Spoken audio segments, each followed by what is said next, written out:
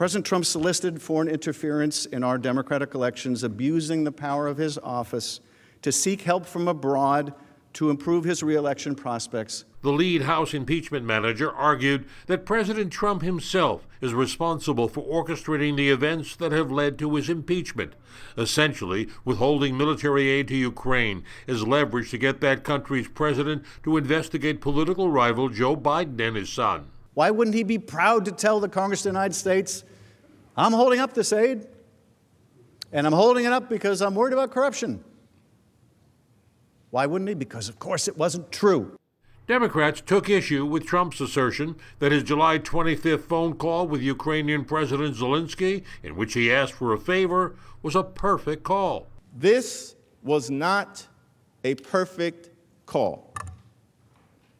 It is direct evidence that President Donald John Trump corruptly abused his power and solicited foreign interference in the 2020 election. Additional arguments centered around the removal of Ambassador Marie Yovanovitch and the dealings in Ukraine by the president's lawyer, Rudy Giuliani.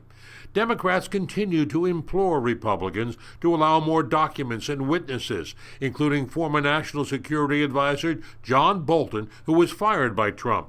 I think it's quite interesting that Ambassador Bolton categorized the corrupt scheme, the pressure campaign, as a, quote, drug deal. Now, we need to hear from Ambassador Bolton. In Davos, Switzerland, President Trump said he would be willing to interview Bolton, and he waffled over whether he would use executive privilege to block him from testifying in the Senate. He knows some of my thoughts. He knows what I think about leaders.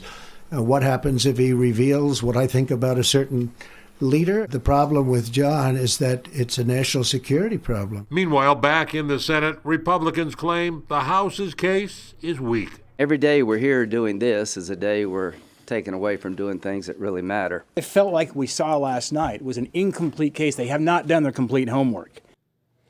Now, Democrats, they completed their first day of arguments just a few minutes ago. The president's team of lawyers, they get their turn on Saturday. And following 16 hours of questioning by senators next week, there's expected to be a partisan battle over whether or not to call witnesses before calling for a vote.